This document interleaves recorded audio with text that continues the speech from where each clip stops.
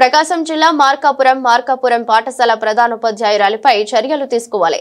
విద్యా committee chairman Nagur Khan విద్యార్థులకు ప్రభుత్వం అందిస్తున్న మెను సక్రమంగా అమలు చేయని మార్కాపురం జడ్పీ బాలికల ఉన్నత పాఠశాల ప్రధానోపాధ్యాయులు శ్రీదేవిపై ఉన్నతాధికారులు చర్యలు తీసుకోవాలని పాఠశాల విద్యా కమిటీ చైర్మన్ నాగూర్ ఖాన్ ఆరోపించారు.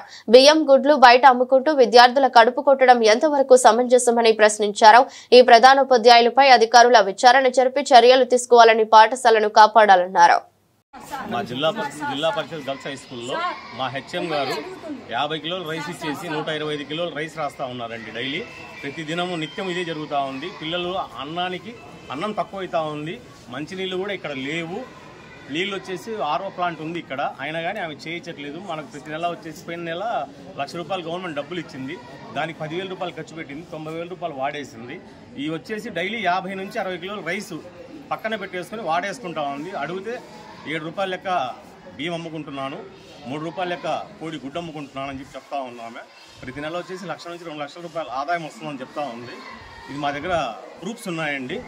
దయచేసి సబ్ కలెక్టర్ గారు కానీ కలెక్టర్ గారు కానివ్వండి, దీని మీద యాక్షన్ తీసుకోవాల్సిందిగా కోరుతున్నాను.